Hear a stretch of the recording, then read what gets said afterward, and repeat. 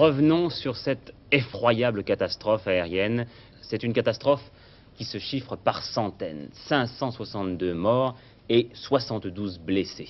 C'est dans l'histoire de l'aviation la plus grande catastrophe de tous les temps.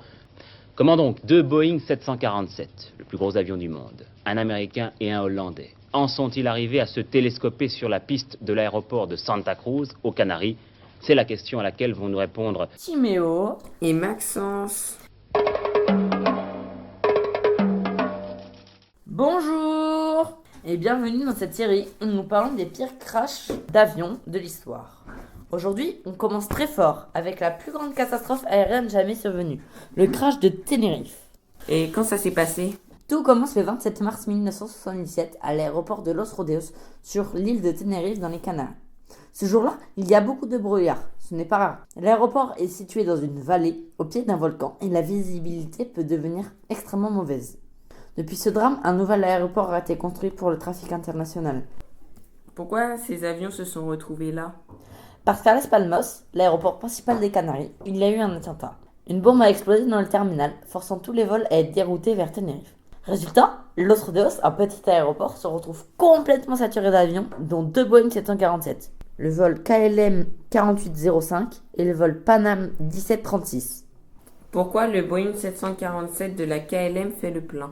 Le 747 de la KLM doit attendre longtemps à Tenerife. Le commandant décide donc de faire le plein complet, ce qui alourdit énormément l'appareil. Ce détail aura malheureusement une importance capitale au moment du crash, car le carburant va s'enflammer violemment. Raconte-nous le crash. Le crash s'est produit alors que le 747 de la Panam remontait la piste et que celui de la KLM était sur le point de décoller. La tour de contrôle a donné son feu vert au 747 de la KLM pour sa route, mais ceci n'est pas une autorisation de décollage. Le capitaine de la KLM a compris cela comme une autorisation de décollage car il était pressé, ce qui va engendrer le crash car il y avait du brouillard. C'est donc le 747 de la KLM qui a percuté le 747 de la Panam en décollant, ce qui tue toutes les personnes du 747 de la KLM. Quelles sont les causes de l'accident?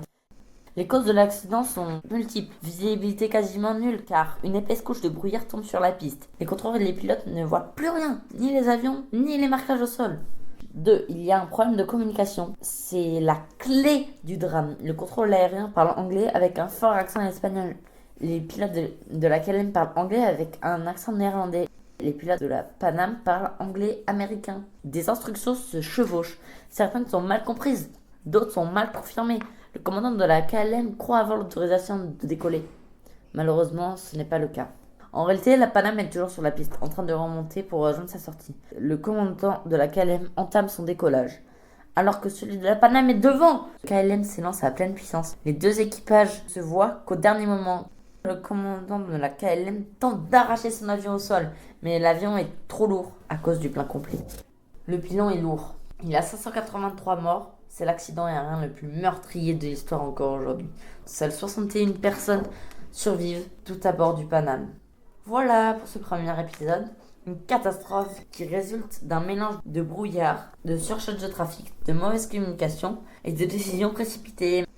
Merci d'avoir suivi cette édition. À bientôt pour un nouveau crash à analyser. Au revoir.